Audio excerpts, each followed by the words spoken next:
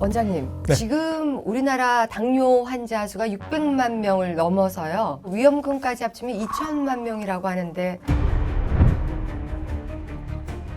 원장님도 당뇨병을 극복하셨다고 했는데 그럼 언제 어떤 상태에서 걸리신 거예요? 제가 14년 전이니까요. 둘째가 돌이 되기 전에 생겼습니다. 지금 돌이켜보면요. 제가 당뇨병이 온 게 참 다행이다라고 생각할 만한 식생활 습관이었어요. 출근길에 또는 퇴근길에 요만한 그 플라스틱 과개에 들어있는 초콜릿 있지 않습니까? 그거 한 통을 다 먹으면서 갔어요. 그리고 집에 돌아와서 밥을 먹으면 제가 또 백미를 그렇게 좋아했습니다. 탄수화물을 정말 좋아했는데 고슬고슬 기무르는 흰밥에 네. 토화전이 있으면 저는 그 선 자세에서 밥 한 그릇을 먹었어요. 그 정도로 식습관이 안 좋았죠. 당뇨만 있었던 게 다행이네요. 네, 맞습니다. 참 다행입니다. 당뇨가 아니면 다른 진짜 무서운 병이 올 수밖에 없는 그런 식습관이거든요. 지금은 제가 이제 식습관과 질환의 관계를 많이 공부를 해서 지금은 깨닫고 있지만 아마도 의료인이라 해도 저처럼 직접 알아보긴 전에는 모르고 계신 분들 많으실 거예요. 그러니 일반인 분들은 또 얼마나 많이 그런 질환에 나쁜 식습관에 노출되겠습니까? 오늘 제가 그분들께도 좀 도움이 되는 말씀들 좀 많이 해드리겠습니다. 막상 의사로서 네. 당뇨 진단을 받았을 때 기분은 어떠셨어요? 저희 아이가 돌도 안 지난 아이가 있는데 제가 당뇨병에 걸린 거 아닙니까? 눈앞이 깜깜했죠. 근데 초콜릿 한 통씩 드시면서도 안 걸릴 거라는 믿음도 있으셨나 봐요? 당뇨병이라는 걸 자체를 몰랐죠. 의사인데도요? 네, 당뇨병이 그 당시에도 음식 때문에 이거 단 거 너무 많이 먹어서 당뇨병 오는 거 아니야 라는 얘기도 있었어요, 분명히. 제가 한의사인데도 불구하고 그런 얘기만 들어왔던 거죠. 아, 집안에 내력은 없었군요. 내력이 없었습니다. 저희 유전이 아니었습니다. 저희 부모님은 이제 연로하셔서 이제야 혈당이 높아지기 시작하셨거든요. 그러니까 14년 전에는 저만 당뇨였었습니다. 의사도 몰랐다니 참 기가 막힌 노릇입니다. 창피합니다. 네. 그 당시에는 당뇨라는 걸 알게 되고 나서 이거 내가 한의사인데 양방병원에서 이제 당뇨 진단을 받았잖아요. 그리고 약을 들고 나왔잖아요. 약국 들고 들려가지고 막상 제 몸에 당뇨가 닫히니까 어디서부터 어떻게 시작해야 될지를 모르겠는 거예요.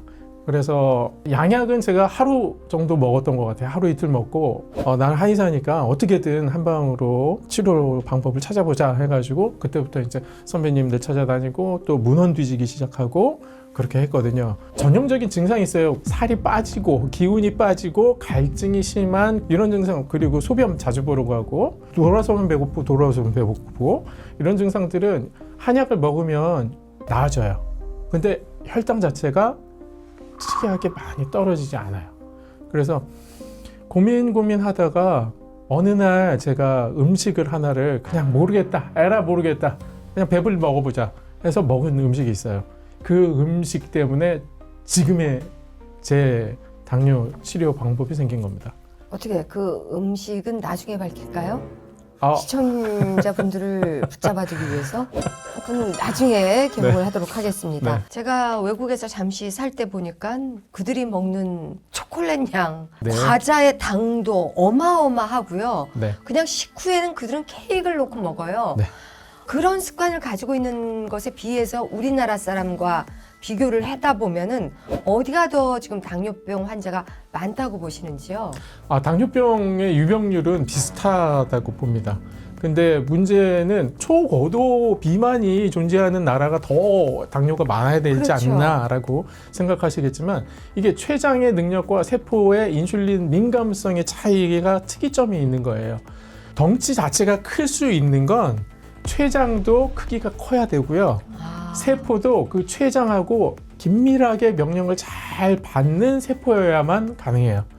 그래서 키도 커질 수 있고 몸집도 커질 수가 있는 거죠. 인종적인 특징이라고 봐야 될 것 같고요. 그러니까 우리나라 사람들이 초고도 비만이 되기 전에 이미 당뇨가 생기기 시작하는 거죠. 예전만 해도 당뇨에 걸렸다면 도시락을 따로, 밥솥도 따로 완전히 분리해서 먹었는데요. 지금은 같이 식사하시는 분들이 나 당뇨예요 뭐 이렇게 드시기도 하고 그렇게 먹는 걸 보고 이건 약이 발달해서인지 의학이 발달해서인지 아니면 안전 불감증에 있는 것인지 어떻게 보세요? 14년 전에 제 모습을 되뇌어 보면 몰라서 그럴 가능성이 제일 크다라고 봅니다. 만약에 지금 전 단계 당뇨다라고 알고 계신 분이 계시다면 절대 마음 놓고 계셔서는 안 된다라고 저는 강력하게 경고를 좀 드리고 싶습니다. 2023년도 작년에 나온 논문을 보면 30세 이상의 성인 남녀 중에 44%가 전 단계 당뇨입니다. 대단한 수치죠. 반에 가깝네요. 반에 가깝죠. 더 놀라운 수치는요. 65세 이상의 성인 남녀 중에는 50%입니다. 2명 중에 1명이 전 단계 당뇨에 있다라는 결과가 작년 논문이거든요. 전 단계 당뇨에 계신 분들의 5에서 10%는 향후 반드시 당뇨가 생긴다. 이렇게 알고 계셔야 됩니다. 그렇기 때문에 단 음식들 드시는 경우에 조심하셔야 된다. 안심할 수 없다면 제일 먼저 준비해야 할 것이 당뇨 측정기 아니겠습니까? 종류도 많고 요즘 기계들이 많이 좋아진 것도 있다고 하는데 어떤 것들을 골라서 내 혈당 체크를 해봐야 될지. 기계가 굉장히 많죠. 크게는 외국산이 있고요. 국산이 있습니다. 당뇨 환자였고 당뇨 전문 한의원을 하는 신동진 원장은 국산을 사용합니다. 국산은요, 기계가 공짜로 주는 데도 있습니다. 네. 왜냐하면 당뇨 시험지라고 해서 매번 혈액을 묻혀서 검사하는 스트립이 있잖아요. 요게 훨씬 더 매출이 많이 올라가거든요. 그 시험지가 외사는요, 한 500원까지도 갑니다. 한 개에. 500원 몇 달에 한 번 찌르는데 이렇게 생각하시겠지만 당뇨 환자 저 같은 경우에는요 하루에 50번씩 찌른 적이 있어요. 네, 먹고 5분마다 혈당 체크한 적도 있고 이런 경우에는 뭐 비용이 상당히 많이 들죠. 그리고 외국산은 기계도 한 10만 원 넘습니다. 비쌉니다. 국산 기계도 좋으니까 국산 저렴한 기계 사용하시는 것도 괜찮은데 꼭 피를 찔러야 합니까?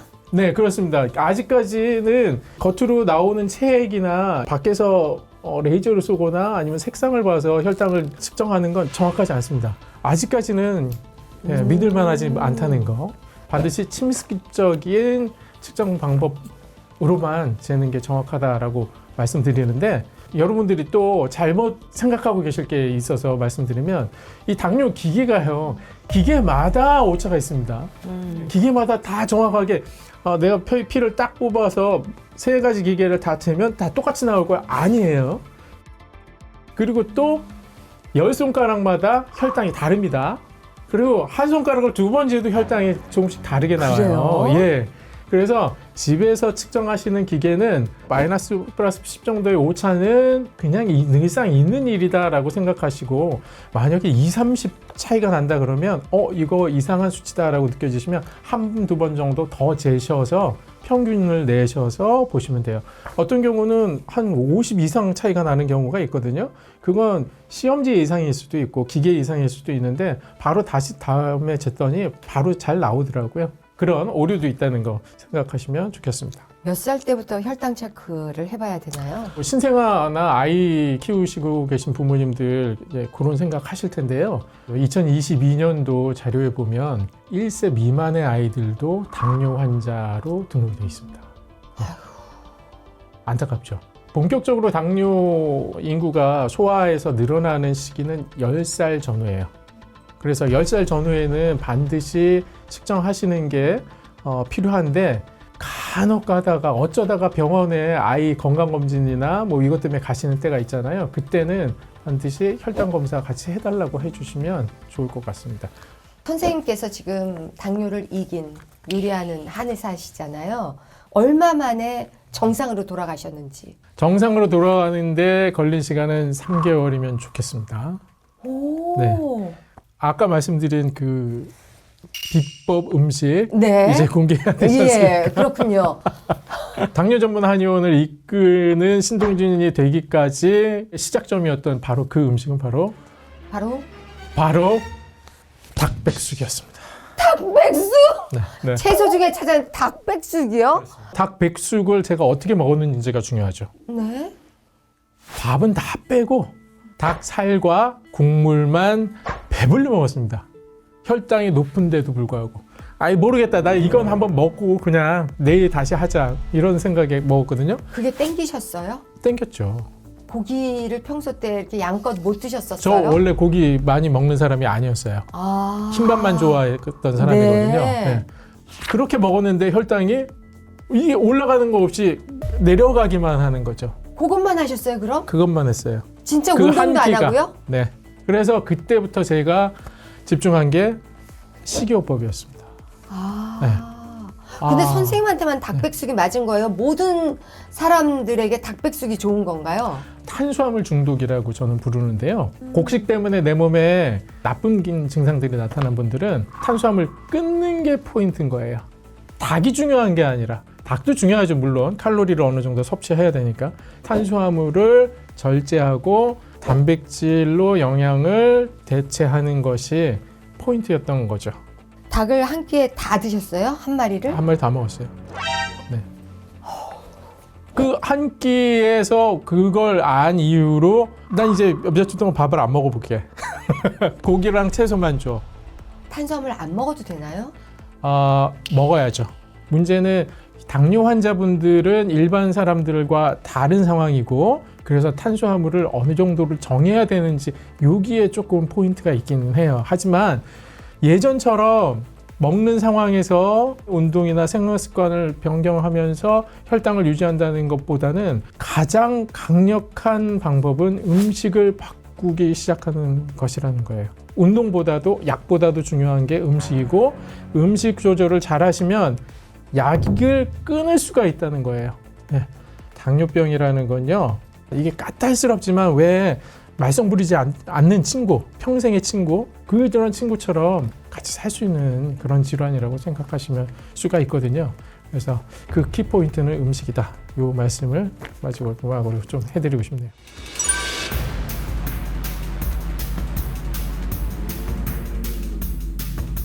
원장님, 옛날에는 그 과일 같은 거를 걱정하면서 먹지는 않았거든요. 네, 그렇죠. 근데 지금은 밥 먹고 나서 이거 과일을 먹어야 하나? 이런 고민 속에 있어요. 어떻게 하면 좋을까요? 말씀드리기 참 곤란한데 과일은 그냥 밥입니다.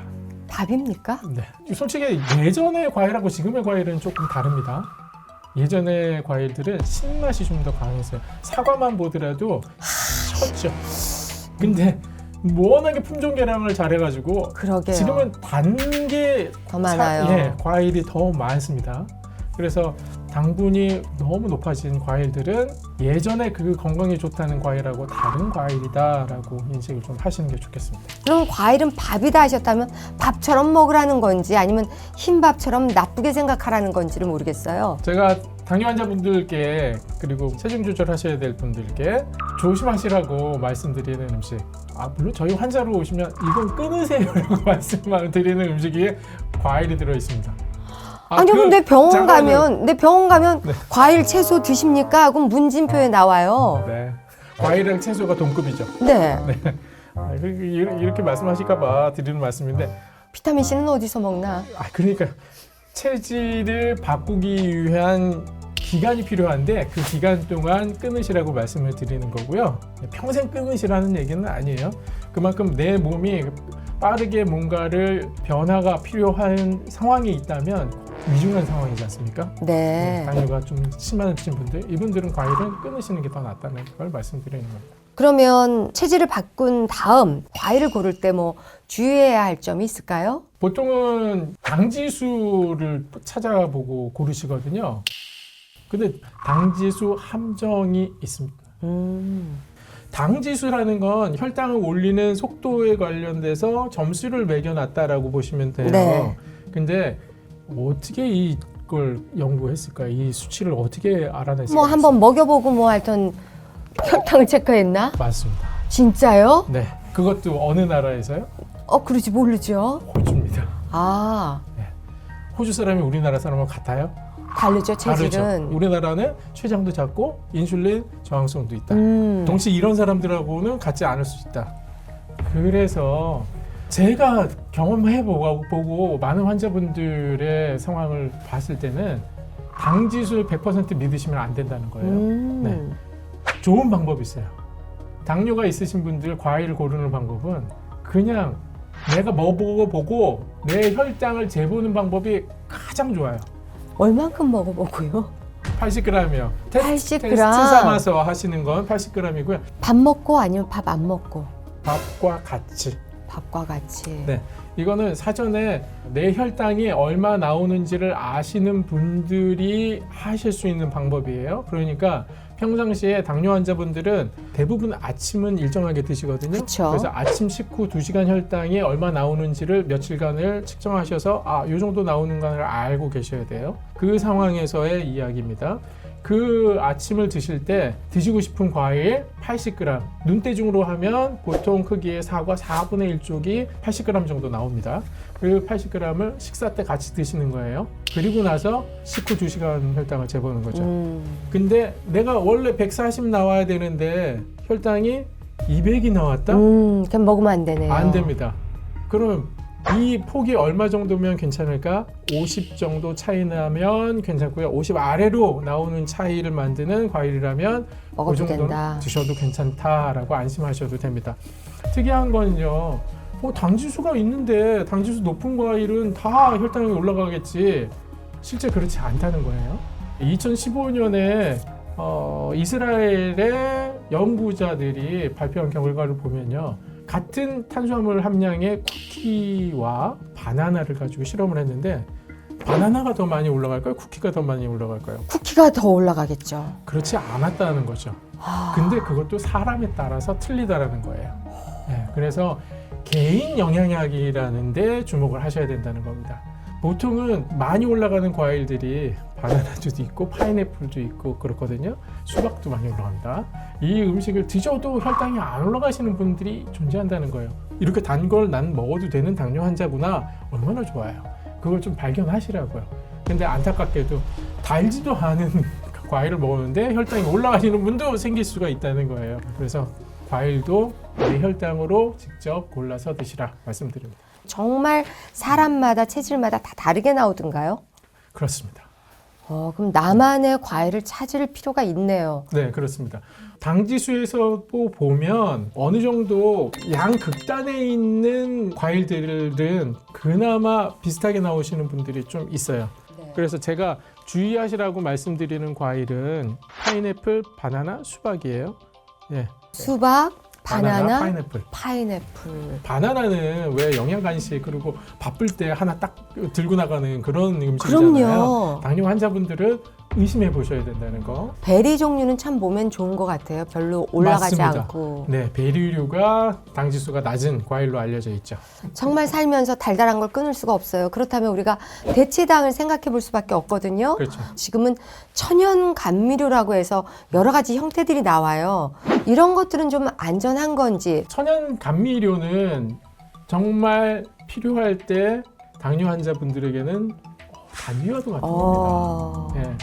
단맛을 우선은 피하는 연습을 해야만 하는 건 맞아요. 그리고 천연 감미료는 칼로리가 적기 때문에 칼로리가 설탕이 1%막 이렇잖아요. 예, 스테비아 같은 경우는 이런 칼로리 없는 단맛이 들어오면 우리 몸은 혼돈을 일으키죠. 단맛이 혀 끝에 느껴지기 시작하면 우리 인슐린이 나갈까 그렇죠. 말까 예, 이래요? 인슐린도 준비하고 있고 지방 세포들도 이제 먹을 게 왔다. 여기 끄끄러 네, 당기자 네. 막 준비하고 있는데 실제 들어온 영양소가 없어요. 네. 온 거는 같은데 이게 네, 온 뭐야? 거는 같은데. 어. 혼란이 일어난다는 거죠. 그래서 이러한 이유 때문에 칼로리 없는 당분들은 몸에 안 좋다라고 얘기하는 게 또 하나가 있거든요. 얘네들 교란시키기 때문에 교란된다는 정신 거죠. 빠지게 하는구나. 네네, 맞습니다. 또 하나는 합성된 물질들은 당연히 피하고 계시는 게 맞을 것 같고요. 문제는 이제 천연 감미료죠. 식이요법을 하다 보면요. 정말 단 게 땡길 때가 있거든요. 네, 그때 다이어트 하시는 분들 치팅데이 어쩌다가 만드시는 것처럼 그때 요긴하게 쓰일 수가 있습니다. 어떻게? 그거를 그냥 가루로 짭짭해요?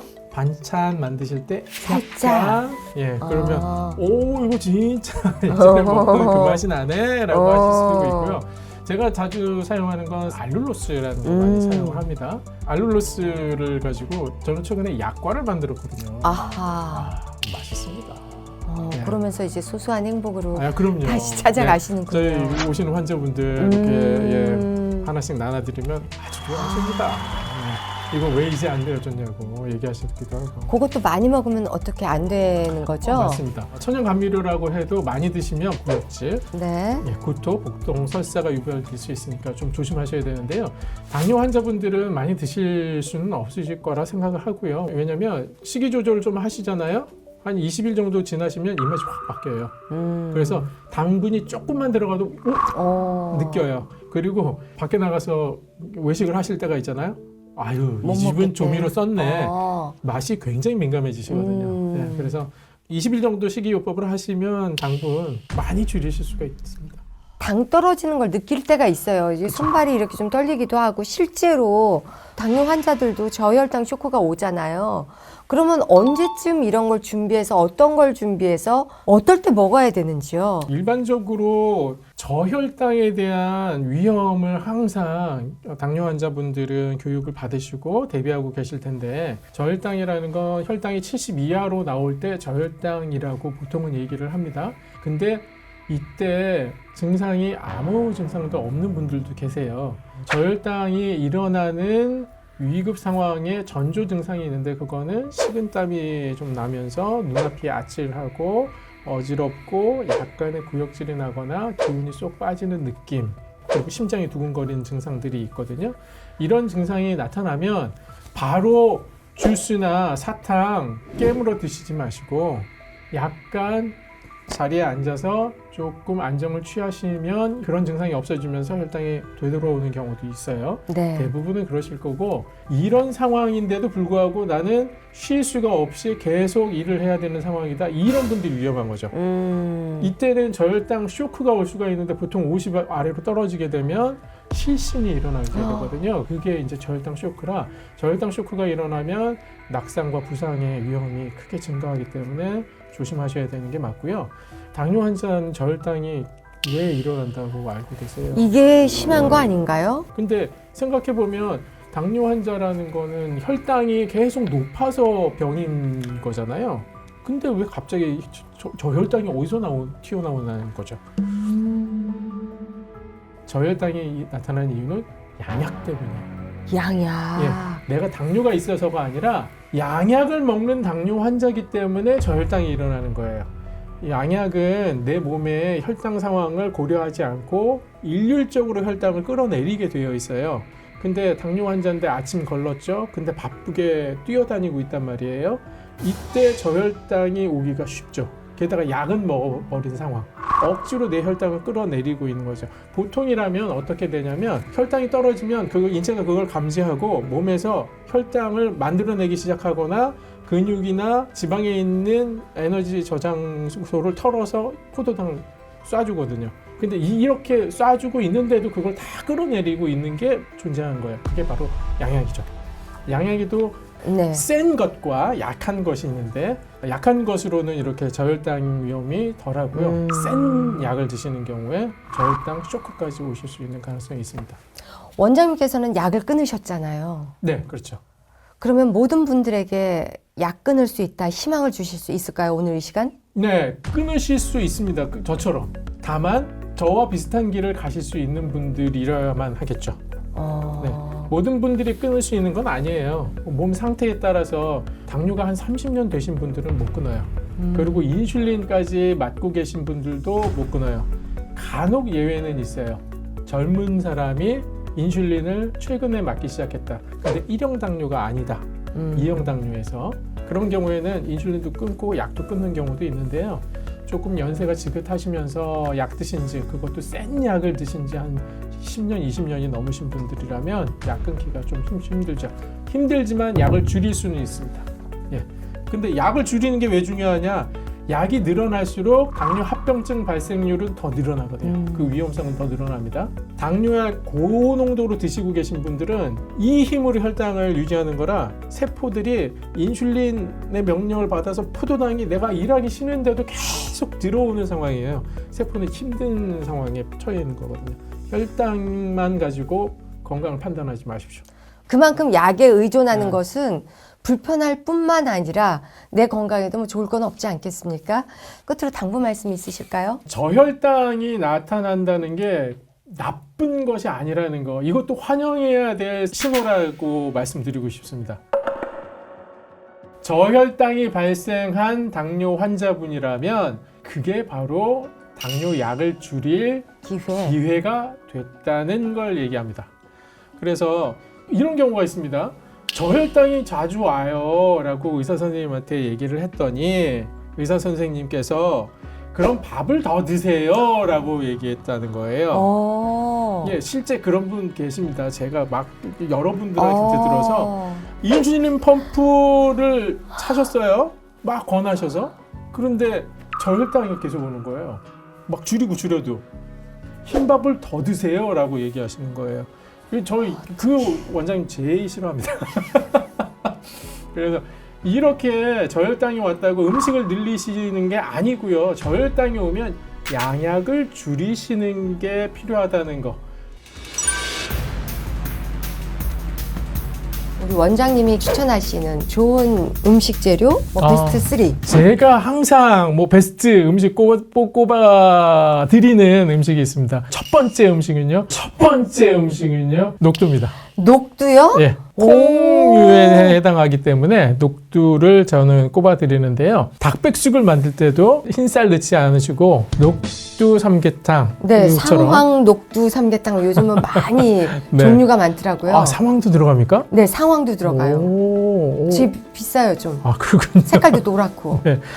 말씀드린 이유가 있습니다. 조금 이따 말씀드릴게요. 네, 그래서 녹두 같은 경우에는 동의보감에 보면요, 오장을 조화롭게 해준다라는 얘기 나오고요. 그리고 12경맥, 경맥이 12개거든요. 말하자면 신경과 혈액의 통로죠. 이걸 잘 운행을 시켜준다. 그리고 정신을 안정시켜준다라는 효능을 이야기하고 있고요. 게다가 소갈에 좋다라는 게 당연히 나와 있습니다. 콩하고 녹두하고 또 차이는 뭐야 라고 생각하실 수도 있을 거예요. 콩은 안 될까? 이렇게 생각하실 텐데 콩하고 녹두의 차이는요, 탄수화물 양의 차이가 좀 있습니다. 예, 탄수화물이 조금 더 많은 게 녹두예요. 그래서 부드럽게 드실 수가 있어요. 밥 대신도 가능합니다. 콩만 드시는 그런 상상은 못 하시지만 불가능한 것도 상상을 해야 되거든요. 당뇨 치료에 있어서는.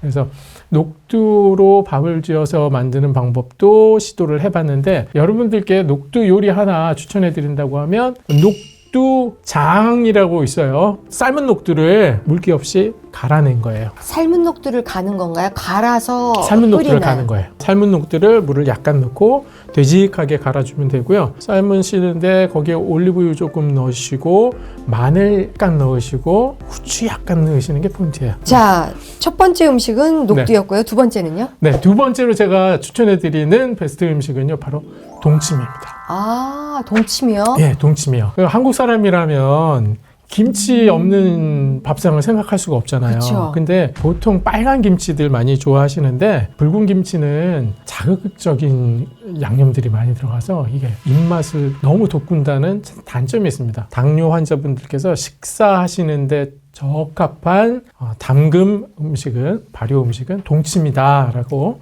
말씀드리는 거고요. 동치미 맛있게 만드시는 방법 중에 하나는요, 다시마 우린물을 쓰는 겁니다. 그리고 단맛이 그래도 좀 필요하겠다라고 생각하시면 거기에 알룰로스.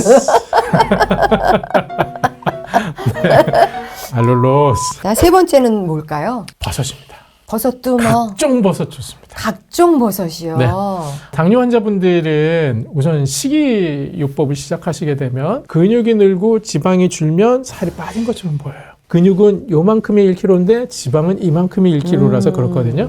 그래서 건강하게 빠지고 계시는 중에서도 문제가 되는 경우가 있는데 면역력이 떨어지시는 경우가 간혹 생긴다는 거예요. 다이어트 심하게 하신 분들, 여성분들 대상포진 생기고 이런 분들이 계시잖아요. 그래서 체중 조절이 들어가고 식이요법이 있을 때 항상 신경 쓰셔야 될 게 면역력이기 때문에 버섯을 추천해 드리는 거고요. 면역력이 좋다고 하는 음식들은 한약에서 고르는 방법은 이유는 간단합니다. 자기가 직접 에너지를 생산하지 못하는 동식물들은 다 면역력을 키우는 약재가 됩니다. 겨우살이라고 있어요. 나무 중간에 막 네. 가지가 이렇게 뻗쳐 나오는 예. 그게 바로 기생식물이거든요. 겨우살이도 대표적인 면역력 높이는 것, 그리고 버섯도 마찬가지죠. 또 하나는 동충하초도 있습니다. 그렇죠. 예, 그것도 면역력을 높이는데 공통점은 기생이에요. 기생이라는 건 숙주 안에 있는 면역력을 자극을 할 정도의 강력해서는 안 된다는 특징이 있어요. 근데 면역계는 조금씩 훈련을 시킬 수 있습니다. 그 성분이 몸에 들어옴으로 해서. 그렇기 때문에 버섯을 그래서 이제 추천을 해드린 거고요. 버섯이 면역력을 위해서 드시는 버섯과 콜레스테롤에 좋은 버섯을 구분하는 법이 또 있습니다. 아까 상황버섯 말씀하셨잖아요. 상황버섯은 가시 크죠. 새송이 버섯 같은 건 조그맣고 대가 굵죠. 네. 이 두 가지 중에서 면역력 증진에 좋은 건 뭘까요? 글쎄요, 아무래도 비싼 상황버섯 아니겠습니까? 그거 구하지도 네. 못하는? 예, 맞히셨습니다. 예.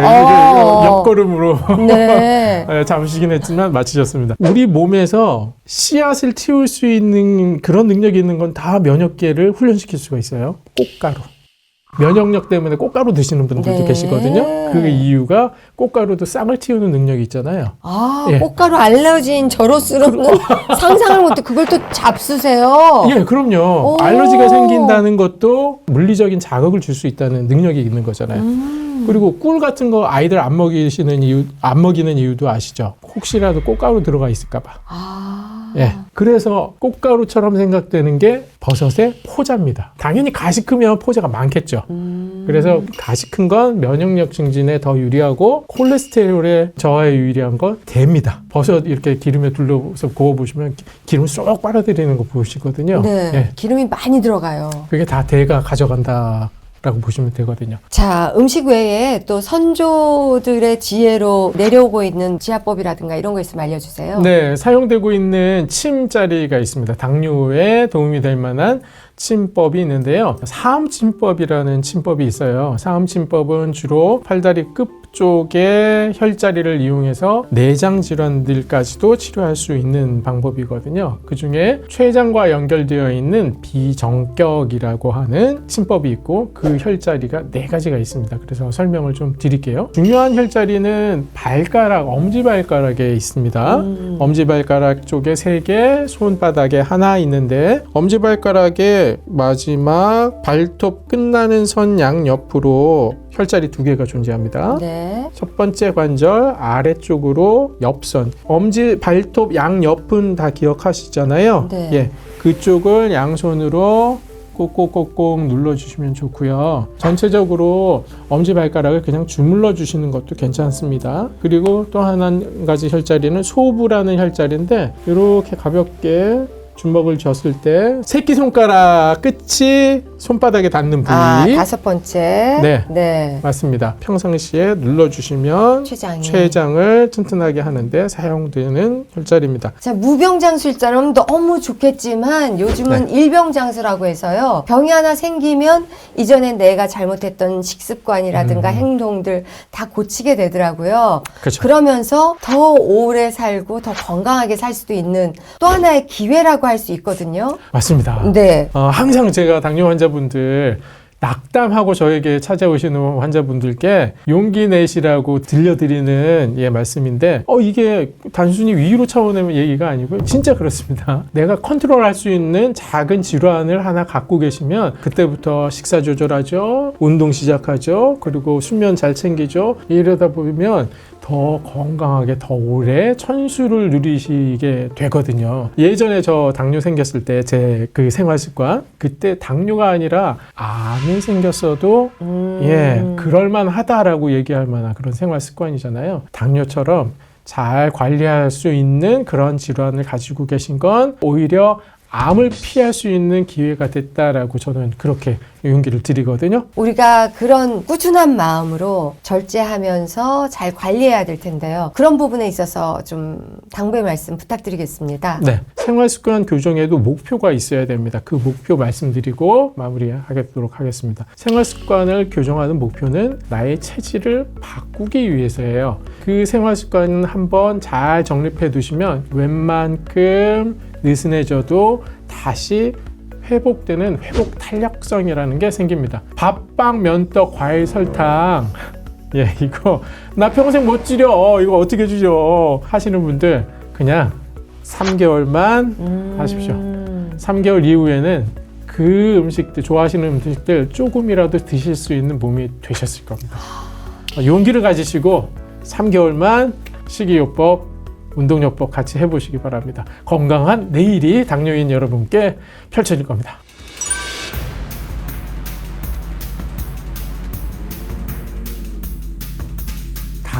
당뇨병은요, 각종 혈관에 합병증을 일으킬 수밖에 없습니다. 혈관이 있는데 그 안에 끈적끈적한 혈당이 높은 고혈당의 혈액이 지나갈 수 없잖아요. 더군다나 말초 혈관이라면 그 혈관들이 혈액순환이 안 되기 시작하면서 문제가 생기기 시작하는데 가장 미세한 말초 혈관이 있는 곳이 먼저 망가지겠죠. 첫 피가 번째, 잘 안 통하는. 네, 망막입니다. 아, 당뇨병성 망막병증이라는 게 있고요. 실명에 이르는 당뇨 합병증이죠. 두 번째는 콩팥입니다. 아주 미세한 혈관으로 이루어진 이 두 곳이 미세혈관 합병증을 일으키는 주된 곳이고요. 콩팥이 망가져버리면 당뇨 환자분들은 드실 음식이 안 그래도 절반 정도로 주는데 거기서 또 절반으로 줄어야 됩니다. 콩팥은 어떻게 해서든 살리셔야 되고 콩팥도 안 좋고 췌장도 안 좋다 이런 환자분이 계실 수 있잖아요. 그럼 이 둘 중에서 어디에 중점을 둬서 치료를 해야 될까요? 당뇨를 먼저. 아닙니다. 콩팥을 살려요. 아, 췌장은 망가져도 다행히 인슐린이 있습니다. 평생 맞아야 되는 불편함이 있지만 췌장은 망가져도 살 수가 있어요. 근데 콩팥은 망가지면 장기적으로 생명에 더 큰 지장이 생길 수가 있습니다. 평생 투석하시다가 결과적으로는 좀 더 빨리 생을 마감하시게 되거든요. 콩팥이 2개 있지 않나요? 그렇습니다. 한 개 망가져도 실력 발휘를 못 하나요? 그렇습니다. 두 개 같이 망가지는 경우도 있고요. 합병증을 조금 더 설명드리면 대혈관 합병증이라는 게 있죠. 뇌혈관, 심장혈관입니다.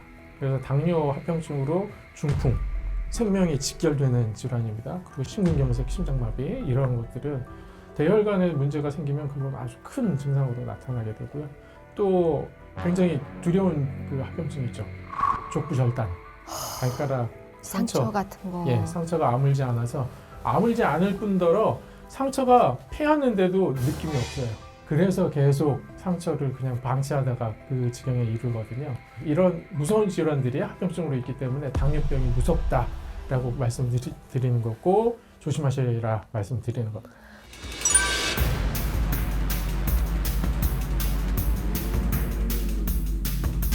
당뇨 환자 이것만은 피해라. 첫 번째 수칙은요, 바로 수면 부족입니다. 수면 부족은 반드시 피해야 되고요.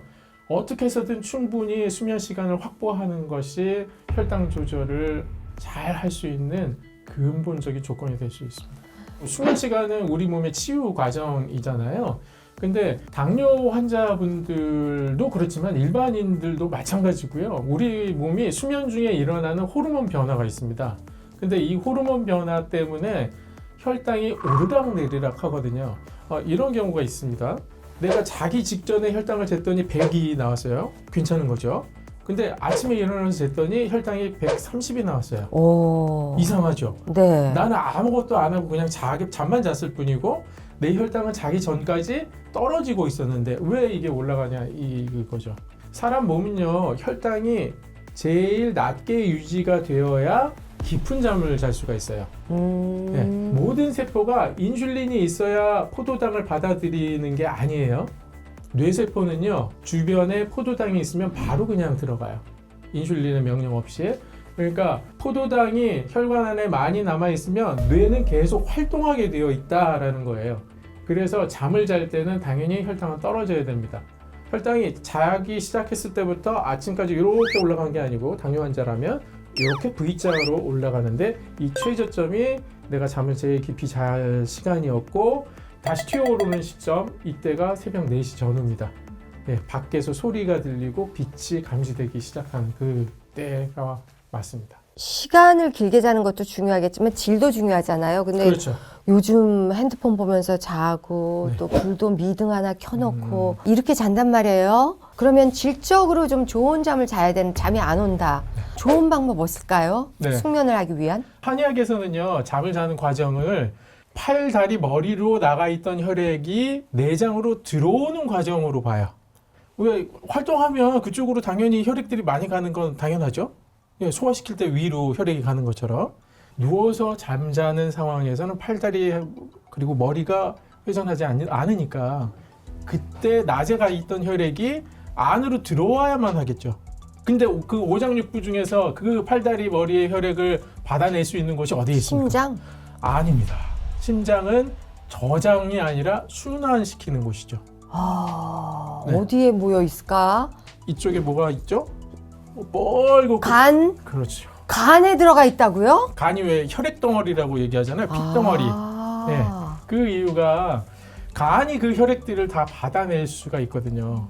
그래서 밤사이에 간이 혈액으로 충만해지고 밤사이에 해독약 작용력 열심히 해서 다음날 아침에 팔다리 머리가 움직일 때 그쪽으로 깨끗한 피를 다시 가져가게 준비해 놓는 거죠. 그래서 한의사들은 간이 튼튼해야 잠을 잘 잔다라고 얘기를 해요. 내가 불면증이라면 간 먼저 생각해 보실 것. 두 번째는 간도 튼튼하다. 그렇다면 머리에 혈액이 몰려 있는 거예요. 걱정이나 생각이 많으면 잠이 안 와. 맞습니다. 내 뇌세포가 계속 일을 하는데 잠이 잘 수가 없어요. 뇌세포는 인슐린 없이도 포도당을 스스로 먹어요. 주변에 포도당만 있으면 뭐든지 일을 하게 만들어져 있어서 혈당 조절을 좀 해야 잠이 잘 오기 시작한다는 거예요. 네. 그래서 불면증이 있으신데 야식 드셨다? 잠이 잘 올 리가 없습니다. 근데 배가 고프면 정말 잠이 안 와. 말똥말똥해지고 그렇죠. 네. 정신이 맑아져요. 네. 허기감이 생길 정도로 음식을 굶고 주무시라는 얘기가 아니고요. 어떻게 드시면 허기감 없이 혈당 안 오르는 음식을 드실 수 있는가 그 방법이 있거든요. 그러니까 그 방법들을 사용을 하시라는 말씀을 드리는 거고 세 번째 방법이 있어요. 머리에 있는 혈액을 어떻게든 아래로 끌어내리는 게 잘 잘 수 있는 방법이겠죠. 방법이 있습니다. 발을 올려. 발을 올리면 머리로 혈액이 가잖아요. 발의 혈관을 확장시킬 수 있는 방법이면 뭐든지 다 돼요. 저는 자기 발을 전에? 올리고 자는데 좀 다리 그러세요? 붓기 좀 빼라고. 그건 붓기 때문에 그러시겠죠. 네. 다리 혈관을 확장시키는 방법, 순환을 더 시키는 방법은 조격? 왜 말이 안 돼? 욕 같았습니다, 선생님. 욕하시는 줄 알았습니다. 아니 욕하려고 했어요. 족까지밖에 안 한 거지. 조격을 조격. 자기 전에 얼마 전에 해야 될까요? 자기 전 1시간 전쯤에는 하셔야 됩니다. 우리도 많은 생각을 하고 싶지 않아요. 그렇죠. 근데 그 정신을 어떻게 비워야 하는지 네. 그럼에도 불구하고 잠이 안 온다면 뭐 특별한 지압법이라든가 뭐 이런 거 알려주셔야 되지 않겠습니까? 네. 어디를 눌러주면 제일 좋을까요? 우선 머리 쪽에서는 내려가는 길목이 있죠. 혈액이 내려가야 되는 길목, 바로 목입니다. 뭉친 근육을 풀어주는 게 중요하죠. 네. 그래야 머리에 있는 혈액들이 잘 내려가겠죠. 네. 이 어깨 쪽과 머리 뒤쪽을 연결하는 승모근 있잖아요. 네. 그쪽이 많이 결려요. 네. 그러니까 이쪽을 눌러주시면서 승모근이 붙어있는 후두부 딱 제일 튀어나온 곳 있죠? 네. 예, 그 아래 연 만져보시면 온폭 들어가면서 네. 시원한 자리 있죠? 네. 예, 이런 자리 풀어주시고 어깨 쪽 풀어주시고 이게 첫 번째예요. 네. 이제 길을 뚫어놨어요. 네. 그 다음에는 이 길로 통해서 저 멀리 보낼수록 더 유리하죠. 발 쪽을 눌러주시는 것. 어디든 좋습니다.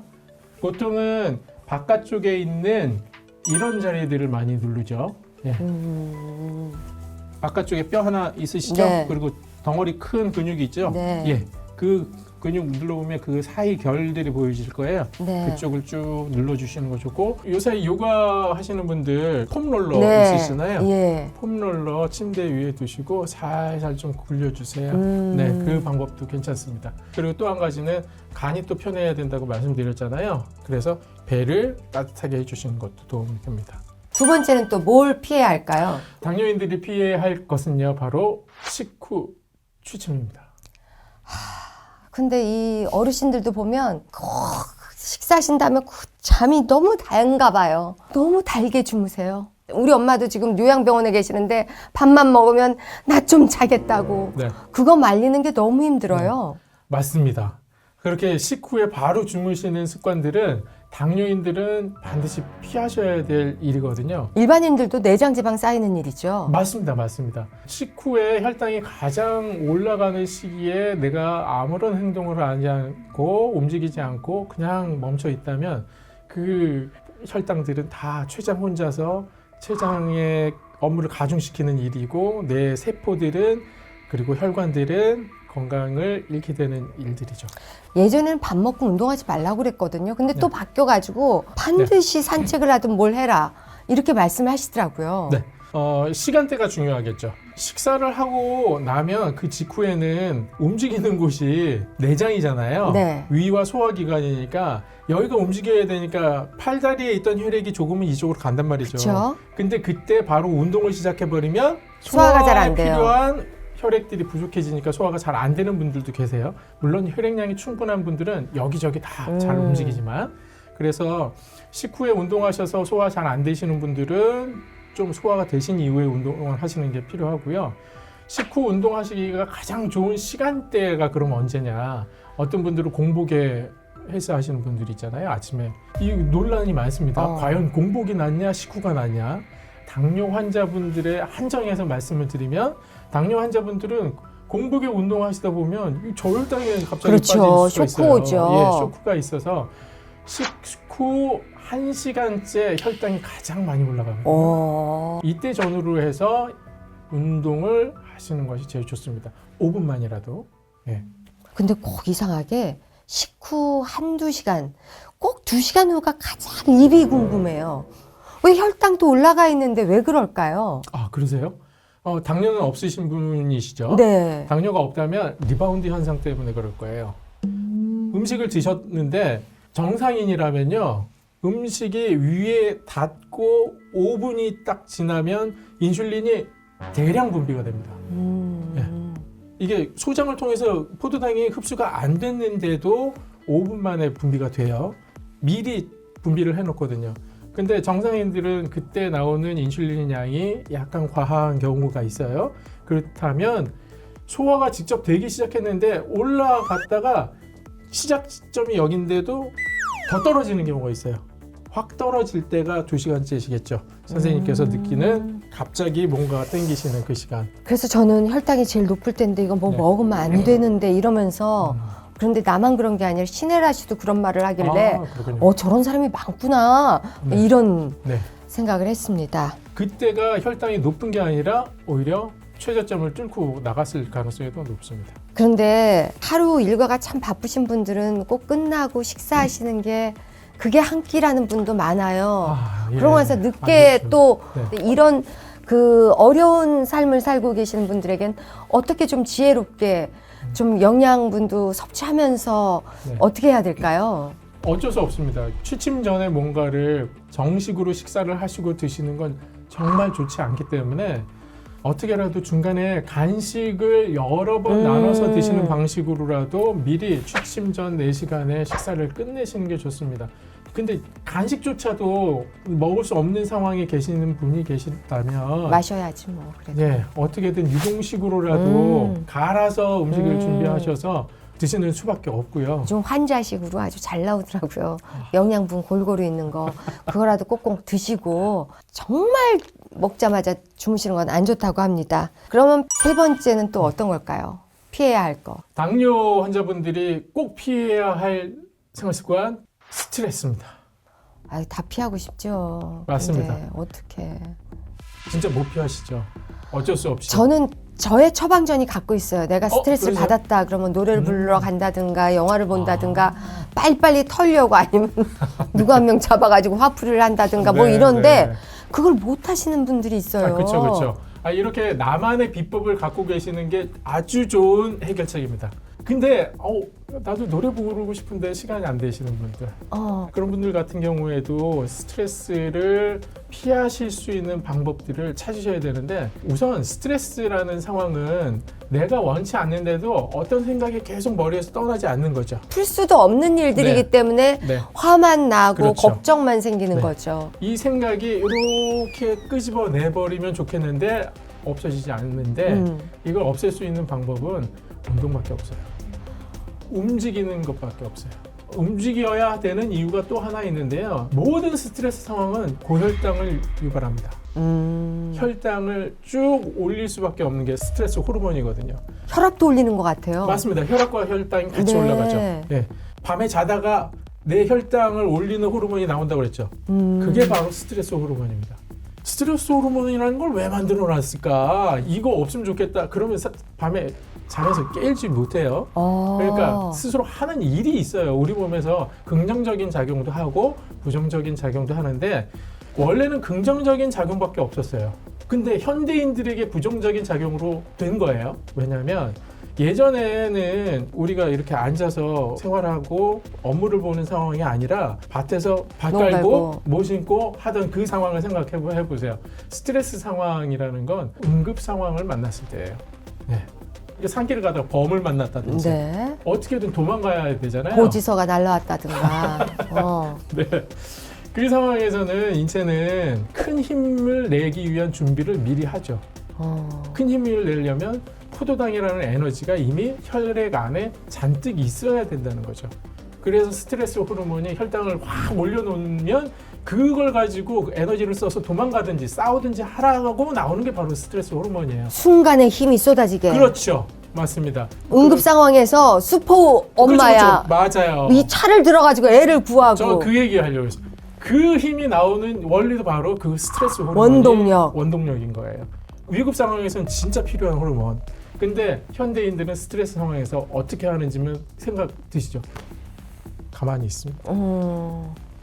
머리 싸매고 책상에 앉아 있습니다. 아니면 싸매고 들어 누웠죠. 그쵸. 그러면 그 스트레스 호르몬이 옛날 생각하면서 뿜어낸 그 포도당들이 그냥 내 몸 안에 고스란히 남아있는 거예요. 그러면 췌장 혼자 바빠. 그거 처리하느라고. 그거 처리하는 거예요. 혹사당하고. 맞습니다. 그래서 스트레스 때문에 당뇨병이 생기는 이유도 바로 이것 때문에. 그래서 결국은 운동을 하라는 건데 주부들도 막 빨래하고 그 노동력이 만만치 않거든요. 근데 그 운동과 노동은 확실히 다른가 봐요. 완전 다르죠. 예, 빨래 하시면서 즐겁게 하시는 분도 있어요. 다리를 쫙쫙 벌리면서 그건 빨래하면서 뭐 이놈의 네. 자식 이놈의 자식 하면서 그걸 즐겁지가 않은 거예요. 어떤 생각이 계속 내 머리에 있잖아요. 그냥 흥얼거리면서 일하시는 분들 노래하면서. 그렇죠. 노래가 절로 나온다. 그거는 운동이에요. 아하. 네, 내 스트레스를 푸는 행동이기도 하고. 근데 막 스팀 나오면서 뭔가를 하시면 그건 운동이 안 되죠. 네, 운동으로 소모될 포도당이 계속 보충되고 있거든요. 혈관 안으로. 네, 그래서 제가 추천드리는 운동은요. 그냥 터벅터벅 걷는 거예요. 집 안에서라도. 제일 좋은 건 그냥 밖에 나가서 운동장 터벅터벅 걷거든요. 근데 좋은 음악 들으면서 해야겠네요. 그렇죠. 음악이 없어도 좋아요. 그냥 걷다 보면 아무 생각 안 드는 순간이 와요. 그 연습하셔야 돼요. 무아지경. 무아지경까지 가시는 거예요. 이런저런 생각을 막 하다 보면 정치도 가끔 눈에 들어오기 시작하고요. 돌다 보면 어느 순간 옛날 생각도 나고 좋은 기억도 나면서 중화가 돼요. 그래서 서울시에서 그 세금을 뿌려가면서 멍 때리기 대회를 하는군요. 나는 돈을 왜 네. 갖다 쓰나 했어요. 멍 때릴 수 있는 능력은 정말 스트레스 해소에 좋은 능력입니다. 아하. 네, 내 머리에 아무것도 남아있지 않게 시간을 보낼 수 있다는 것, 스트레스 해독 방법이죠. 정말 원장님 말씀대로 우리가 당뇨 걸렸다고 해서 그때부터 운동하신다고 막 얼굴이 반쪽이 되도록 그렇게 하시더라고요. 살을 빼고. 근데 그러지 마시고 운동은 필수라는 거 기억하셔야 될 것 같습니다. 이런 피해야 할 수치를 알려주셨음에도 불구하고 피하지 못한다면 어떤 미래에 닥쳐올 예견들을 할 수 있을까요? 만약에 당뇨 환자분이라면 잃는 것밖에 없겠죠. 눈을 잃고 팔다리를 잃고 콩팥을 잃고 심장까지도 잃을 수가 있습니다. 어머. 네, 당뇨 환자분들이니까 좀 심하게 말씀드렸고요. 당뇨 전 단계에 계신 분들은 처방전을 받아들게 되겠죠. 네. 근데 당뇨약이면 뭐 다 똑같나? 아니에요. 당뇨약에도 등급이 있습니다. 급이 있습니다. 그 급이 점점 올라가는 것을 발견하시겠죠. 처방전의 무게가 계속 올라가면 결국은 인슐린까지 간다는 거고요.